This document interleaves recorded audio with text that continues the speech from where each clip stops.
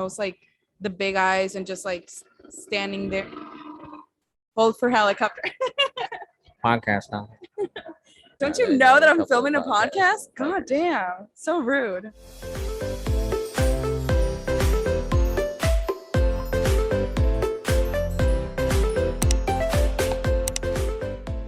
Hello, welcome to Listen and Chill, a podcast where you sit back, relax, while we talk about everything that is going on in today's society.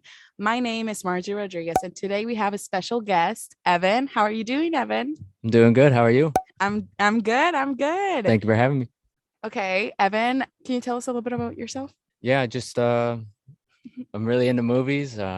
Margie, she's my neighbor and my friend, and she asked me to be on the podcast, talk about a little Wes Anderson today, and I'm excited to get right into it. Just saw The French Dispatch recently, and yeah, we have a lot to say. Yeah, well, we have a lot to say. You know, we'll see.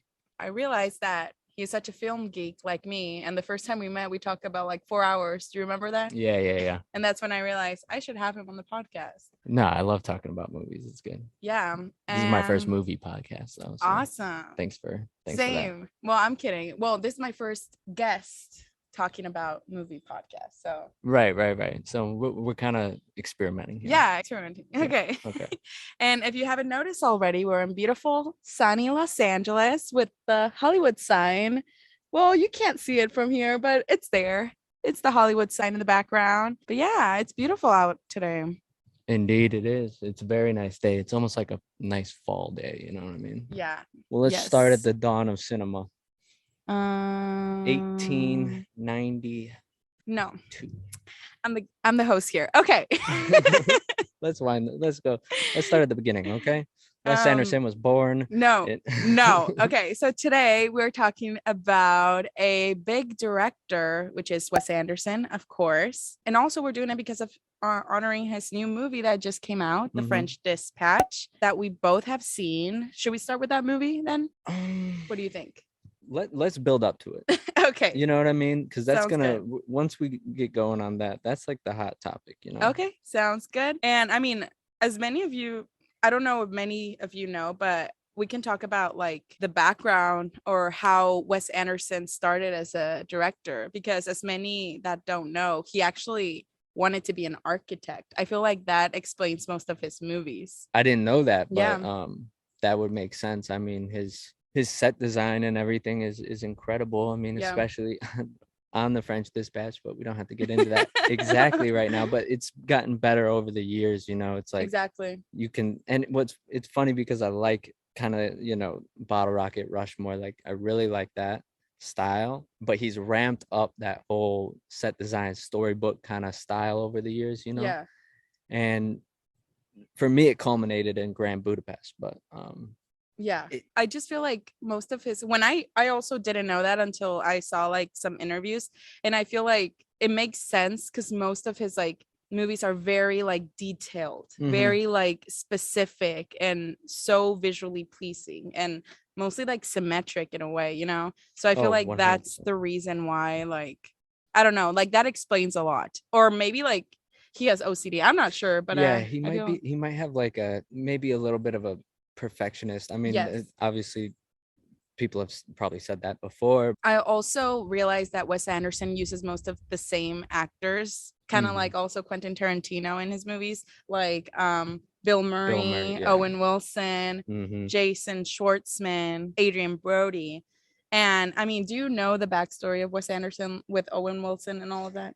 I know that. Well, obviously they're like kind of, you know, they're writing partners, and they wrote a lot of his movies together. But I know that Bottle Rocket was a short before it was a movie. Yeah. And, you know, the Wilson brothers were kind of, I mean, they all kind of, I think they were like roommates or something, but they like all kind of came up together. Yeah, they were, they all went to the same school at UT. And I think that's when they did that short film together. And I think that's when they like collabed with all Wes Anderson. Because, well, I don't know. I think Owen Wilson is in all of his movies. I'm not sure. I don't think he's in Rushmore. No, I don't think so. Yeah, that's fun. Yeah, because like I think it's so interesting that they all started at the same time. Wes Anderson as a director, and then Owen Wilson started to develop as an incredible actor, and then his other brother who like he didn't become that big, or but like he did good like movies. So that's Luke, interesting. Yeah, Luke. he was on that 70s show. Was he? I haven't seen that He show. was. I haven't seen No, it. he Idiocracy was a funny one that he did. Did you ever see that? No, I haven't. Well, we don't have to get into it, but that's a classic. That's Okay. a classic comedy.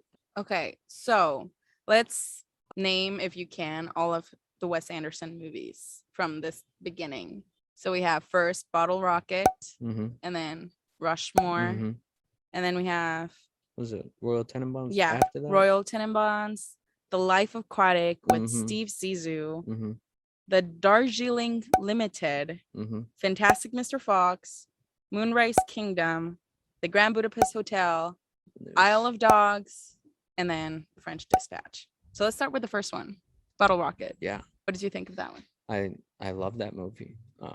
I see a lot of people kind of put it lower for some reason. They say it's under, like it's not really coming into its full form, but I like that kind of rawness. And I've heard people say that have you seen it recently? Yeah, I saw all of them for this, because the only one that I have seen from Wes Anderson before of this was the Grand Budapest Hotel and Isle of Dogs. So I had to study everything. Yeah. So yeah, I definitely saw it for this. And by the way, this is I'll go at the top. I didn't have anything planned for this, but the two movies that I didn't do much preparation for this. I've seen them all. Yeah. The two movies that I wanted to revisit but couldn't revisit. Streaming is just ridiculous right now. No, yeah.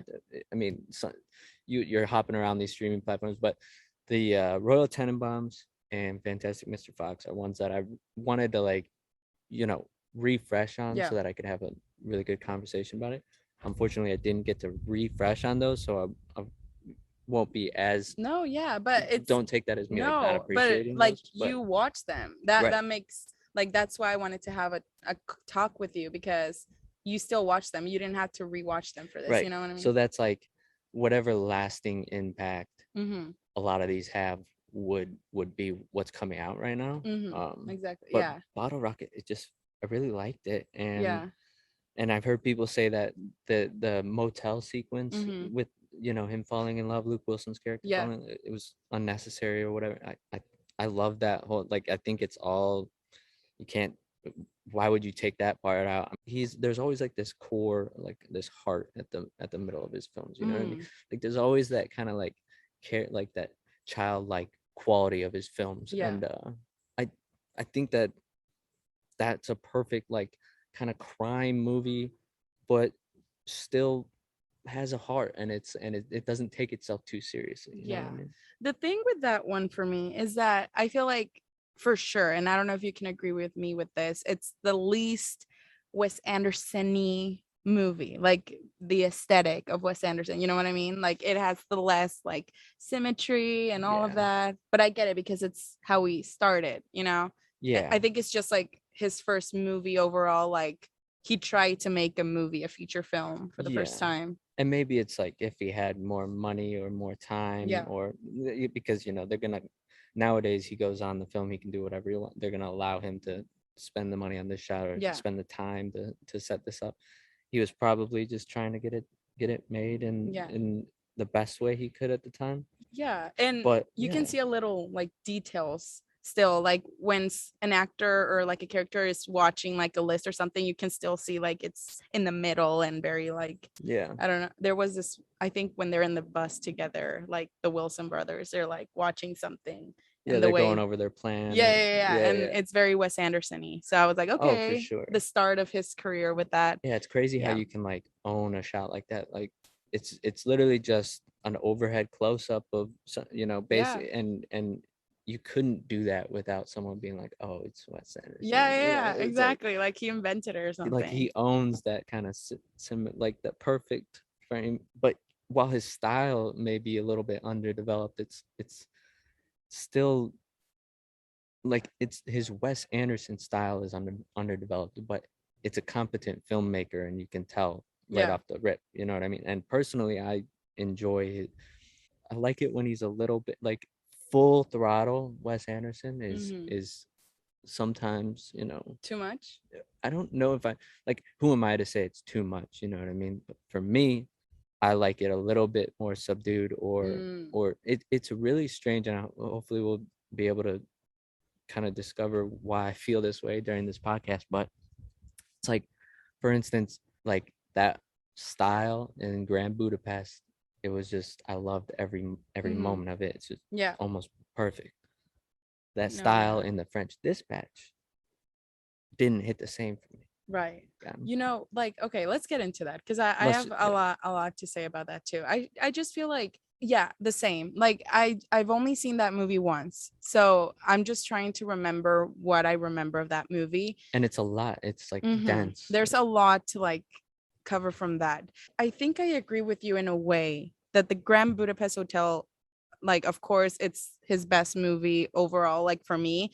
And I think it's because I think the aesthetic that you're talking about, the way that he did too much in that movie, I think it fit the hotel like aesthetic or the idea. If you made a movie that's supposed to be confusing on purpose, and then someone's critique of it is that it's confusing, not saying that it's necessarily confusing, but there was a lot going on. But if your critique is that a movie that was meant to be confusing is confusing, is it a valid critique? And it's hard to say, like with this movie, what exactly I don't want to say what the point was, but like what is the grand picture here? Like, is it just a love letter to journalism, or is it that combined with a parody of himself? Because he goes really overboard with, I don't want to say overboard, I mean, he does what he does, and he wanted to do it, but he really digs into those Wes Anderson things here. And in the Grand Budapest, those whimsical kind of quirky moments of comedy, I thought they hit right. Have you heard of German expressionism? Of course. Because I feel like Wes Anderson was trying to portray that in a way. Because like if you think about it, like most of his movies, well, his recent ones are very not zero dialogue, but very minimal dialogue, and it's most like the big eyes, and just like it's very like the face is the language, or like does he write his own movies? Do you know? I'm not a big fan of him, but as a screenwriter. Like I said, Owen Wilson will. Okay. He gets help a lot. I think he likes to collaborate, but yeah, he's definitely. I'm not a big fan of, not even Grand Budapest Hotel. I feel like he lacks a lot of like plot lines and like characters, like story around the characters. So I haven't been a fan of like a big like plot movie of his. I was prepared to watch French Dispatch with just watching it artistically and just visually. And I always say like Wes Anderson is like a moving picture. You're only watching how beautiful he directed it and how beautiful he did it, but I didn't see the plot on French Dispatch at all. I was like, okay, I don't know what's going on, but I love how it looks. I don't think Wes Anderson believes that he's known for his plot, or that Wes Anderson fans love him for his plots. Yeah. It's the way that the characters interact for a lot of people, and it's the way and sometimes it hits, sometimes it doesn't, but he's got that witty kind of dialogue. And it's not witty in the sense of like Tarantino, where it's like, oh, get a cheeseburger. Like, it's like the way that like these conversations wouldn't happen in real life, because they're like so structured, and so but that's why people come for that a lot. They want to see these kind of just outrageous scenarios that you can tell that you're not gonna watch a regular movie when you're walking into a Wes Anderson film. The movie looked great. Yeah. And there was so many great moments in it, but overall, it disappointed you. It disappointed me in the sense that it's like so like it just doesn't, those Wes Anderson moments that you come to expect, which are no surprise. More subtle. Well, maybe it felt almost predictable to okay. You know what I'm saying? Like you're like, okay, and some people will say, oh, there it is, there's the Wes, that's Wes for you, and I love it, and I appreciate his films, but there was just something strange about that about those moments in them. Rushmore would be a completely different movie if they went with that kind of like comic. If here and there they sprinkled in like the comic stuff. You know what I mean? Right. You know what I'm saying? Yeah. Like that clearly just like. I liked Rushmore. Like, I think it was very, and like I said, since it was the beginning of his career, it was very, very subtle. You can tell how it's going upwards, all of his movies, from Bottle Rocket all the way to like French Dispatch. I believe it doesn't distract, right? It doesn't distract. Okay, I get what and you I'm mean. Not saying that every time it's going to distract, but it's like it just feels like a really good movie. Normal, like, okay. Without drawing too much attention to the technicalities. I feel like in French Dispatch, he was trying to realize and accept, yes, I am Wes Anderson. This is what I do. Well, yeah, you know, and he was definitely. I want to know how you would rate these movies. Okay. I have the movies here. If you forget, but like, what would you say is your like the last? My least favorite. Yeah, but not the worst. And there's obviously things. He's always gonna bring something to the table to admire, you know. But yeah, if you gotta say, what's the worst? Isle of Dogs. I didn't really like it. It's fine. It's fine. I mean, look. All right. And like I just said, something's got to be at the end. Like something's got to be the last one. It was nominated for an Oscar. I'm probably, I mean, there's probably some Isle of Dogs lovers out there. I'm not saying it's a bad movie. Yeah. I mean, it visually awesome. Yeah, you're gonna hate me for this, but I liked it more than Fantastic Mr. Fox. Really? I did. I think that's a hot take. Oh yeah, I'm gonna get a lot of hate for that, but because Isle of Dogs was the first movie I saw of him. I literally recently saw Fantastic Mr. Fox, and I've heard so much about it, but I never saw it. But the first one I saw of him was Isle of Dogs, and I just had that like love for it, and I just fell in love with it. I was like, wow, this is amazing. The stop motion, I feel like he's a master of that. And then I saw it on Fantastic Mr. Fox, and I was like, amazing still. Like, but like Isle of Dogs, like I just thought like the story was so creative. Fantastic Mr. Fox, it is amazing, but it is a book. I don't know if he wrote Isle of Dogs, but I just thought it was so creative with like the Japanese story and then the dogs, and I just thought it was amazing. It's a unique movie, but it just didn't really connect with me, and I couldn't tell you, even literally when I walked out of the theater, I couldn't even tell you the main character's name or the kid's name or any, like I that stuff just, I mean, he could have just left it as Barks, you know what I'm saying? And it would have okay, no, fine. I mean, like look, just barking in the whole movie. His movies are always going to be good visually, but yeah, that one was kind of a wasn't my favorite. Okay. What would you put at number 9? What would I put at number 9? So what did you have as last? Oh, I would have as last the Darjeeling Limited. Okay. Yeah. Have you seen that one? Yeah, and that's expected. I mean, that's what most people would probably feel. I saw that. I saw that that's his least favorite movie, and I could understand why. There was just a lot missing. Like I loved it. Like I said, that I love that it was so creative. The train and going to India. I don't know if they actually went to India, but that was such a creative story. But I feel like it was missing a lot. I was like, where's the plot? But like I just hate when Wes Anderson does that and he misses a lot of like plots. I'm not saying it's his worst, but it's his least. Yeah. And there's gotta be one at the end of the list. I met someone who that's their favorite. Really? Yeah, like hands down. Oh wow. So things.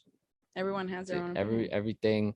Yeah. Yeah. With that being said, it would have to be number 9 for me. Okay. Okay. I would put number 9, The Life of Aquatic with Steve Zissou, just because that's the only one out of all that I just didn't finish because I just got bored because I was like, but I just loved it. It was so long. And I was like, I mean, I had it in the background, but I was doing something else.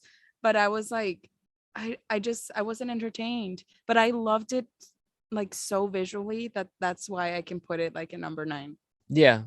I thought it was I thought it was a fun movie, and I get what you're saying. Like if you're, and when did you was it like one of the first ones you watched? No, it was Yeah. one of the last ones. Okay. Why? Well, it's just like it's a different kind of movie, even for Wes. That's almost one of his different, like most different, and it's like so it's kind of like feel good movie. You know what I mean? It's like it's just very lighthearted, and even when people are like when horrible things are happening, it just kind of stays lighthearted.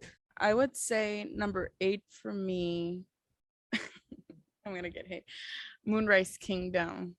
No, wait. It's like I had the visual. You're not that far. I mean, it's not crazy. Like you're once you get down to it, like I mean, they're all. It's just like they're really all good. Beautiful. They are so all beautiful. It's crazy. It's about the story. It's about the story. I just Moonrise is probably gonna come in pretty close for me too. Yeah. The thing is that it was beautiful. I love the costume design, the scenery, that everything. But the story was just not very for me. Like it didn't impacted me. Like I get it was like a coming of age and everything, but I was like really uncomfortable the whole time. I was like, what is going on? They're kissing. Like did Wes Anderson actually tell them, okay, grab her boob? Like what?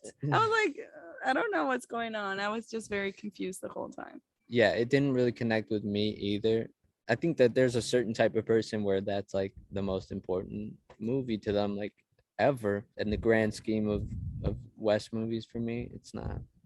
Just even just like the color palette, like I don't want to sound too sophisticated or pretentious, but like even if you're just looking at like the color palette, which like the Life Aquatic has that going for it, at least it's but like also Moonrise Kingdom, like the yellow, the brown. See, like, I didn't that was too. It was kind of a weird kind of palette for me. It was it didn't give me that redeeming.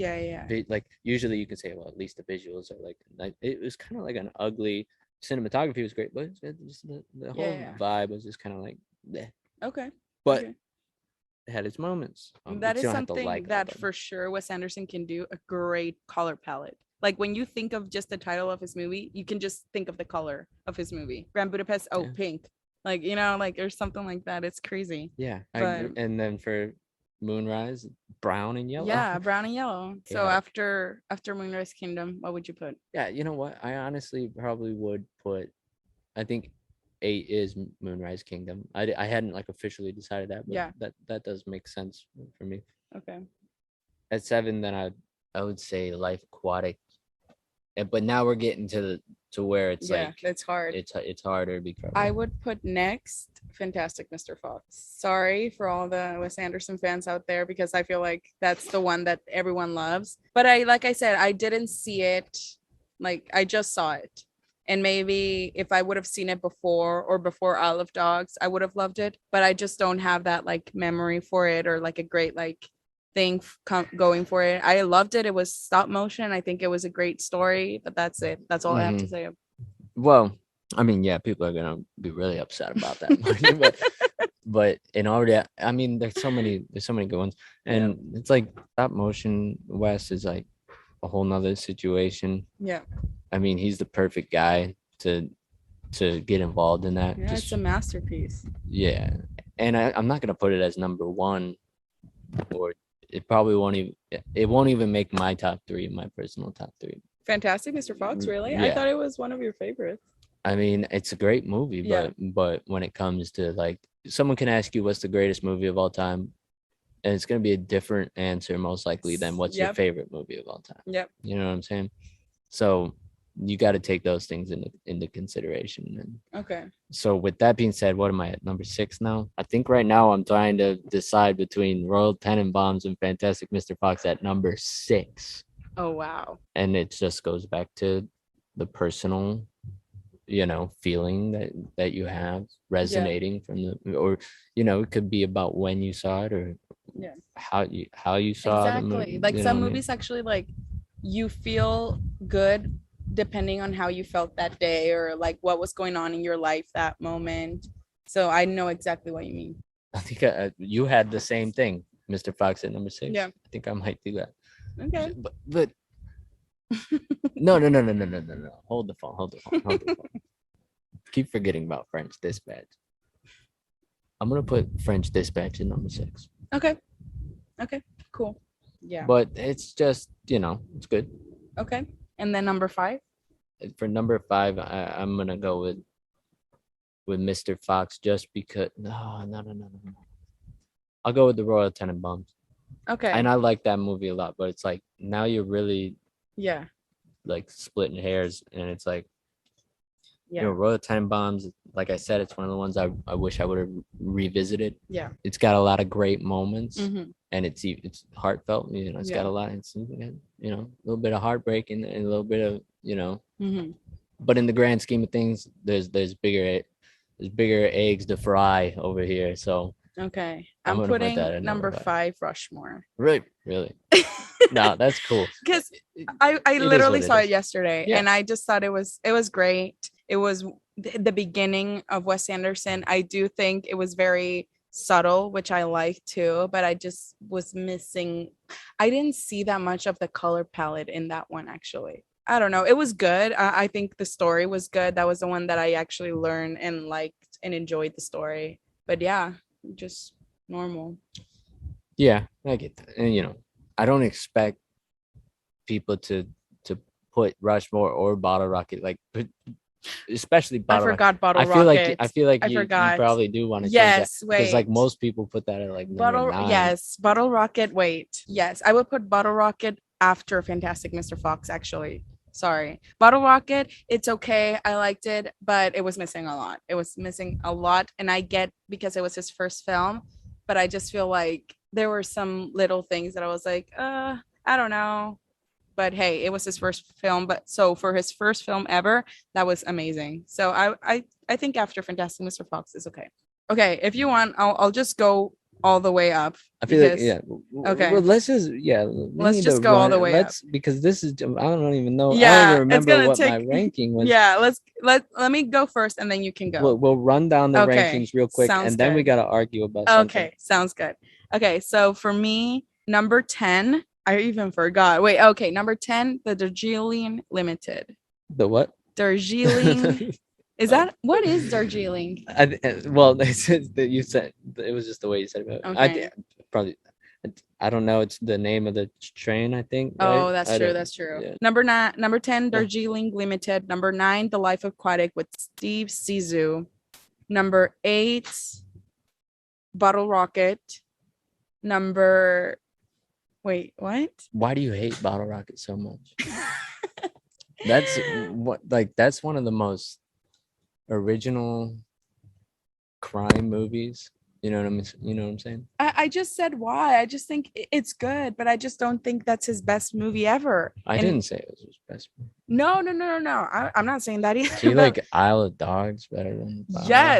Yes, I do. And there's nothing to discuss about that. There is something. Well, that's what we're doing. They're gonna be like, "Oh, this is boring." We gotta discuss that stuff. Let me just say my list first. Let me just give my ranking. We've been on the list for 20 minutes, Margie. I haven't even gotten past number 5. No. Okay, number 5 is after Rushmore, because I forgot the numbers. After Rushmore, Isle of Dogs. After Isle of Dogs, I'm gonna put French Dispatch. So French Dispatch is number 3. And then number 2, the Royal Tenenbaums. And number 1, the Grand Budapest Hotel. That's my top 3. What about you? Let me go from number 1 up, because I would say that Grand Budapest is number 1. We agree on something. Agree on something. And just a combination of just I think it's great, and just like personally, I did feel like I kind of connected with that one. You know what I mean? And it's just a good movie. But number 2 is Rushmore. I just really like Rushmore.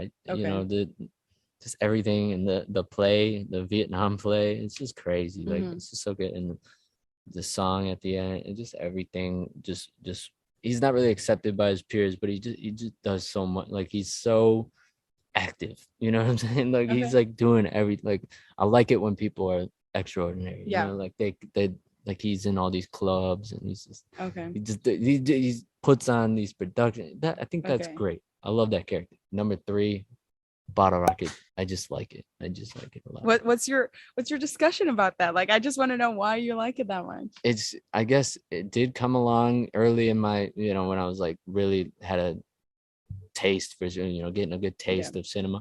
Like they want to be so hard, you know what I mean? They want to be like these cool like thieves that they see in these probably French movies or whatever. Like they're watching all these heist films or whatever, and they practice on his mom's house, and then they rob a bookstore. Like it's just so ridiculous and absurd, and then like everything goes wrong at the end. No spoiler alert, but it's just a classic crime caper, Margie. Okay. But it doesn't take itself too seriously. Okay. And it's got a lot of heart, actually. Okay. It's got more heart than French Dispatch. Your top 3 are those.